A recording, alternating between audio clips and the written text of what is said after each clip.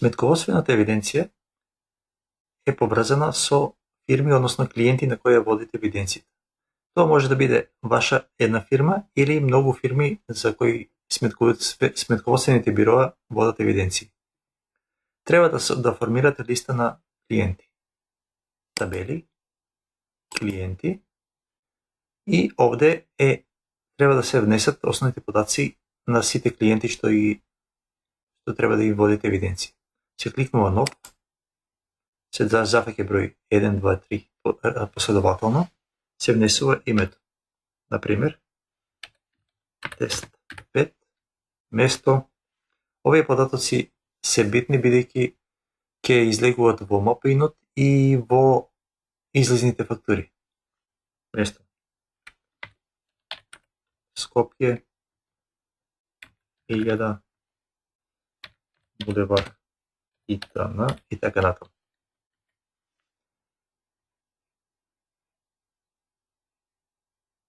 Долу се дефинира лого фајлот. Го бираме претходно припреманиот фајл, најдобро е во форма на PNG.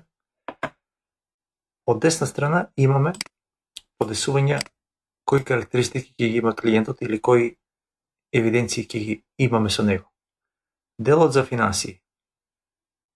Иницијално се чекирани книговодствени групи. Ако фирмата е поголема, подобро е да се работи со книговодствени подгрупи. Ако се работи со девизи, треба да има да селектираме девизни книжни. Задолжителна фирма кај означени конта значи ова фирма ако ги книжиме 120 или 220 во финансии, да задолжително бара и фирма, да не пушта со фирма 0. Специјални случаеви се јавно предпријатие, отворени фактури и нехронолошко затварање. При книжењето на изводите во финансии, дали да се дава можност ние да ги, односно операторот, односно вие да правите поврзување на плаќањето со фактурите, или ова ако не е означено, програмот хронолошки ќе ги затвара фактурите. Подобро да се дефинира рачно затварање. Делот за материјално исто се дефинира начинот на кој ќе се води материјалната евиденција. Се препорачува да се подредуваат артиклите по име, по абецеда, а во рамките на една група.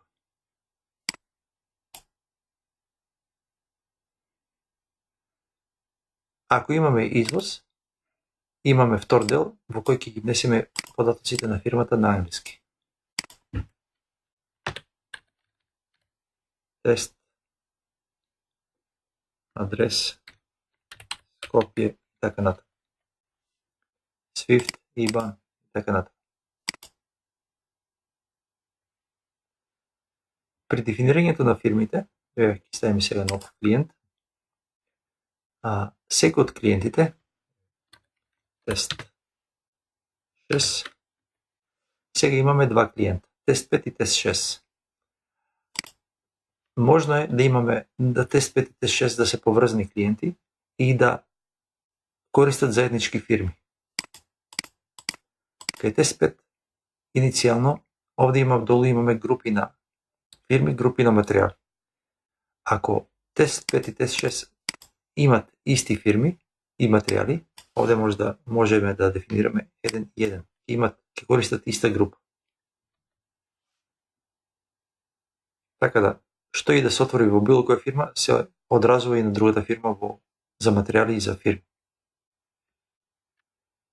Еве како изгледа една добро пополнета листа на фирми, на клиенти.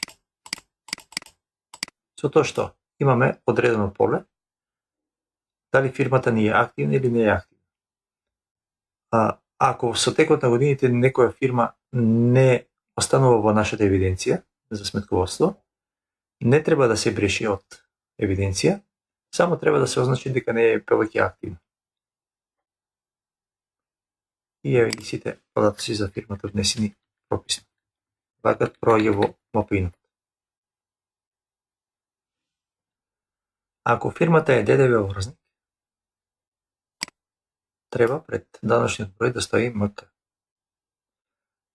Можеме да внесеме до 3 сметки и депоненти. Ако има потреба од повеќе од 3 сметки, тогаш полињата за депонент за банки ќе ги замениме исто со жиросметки, за да можеме до 6 жиросметки да внесеме.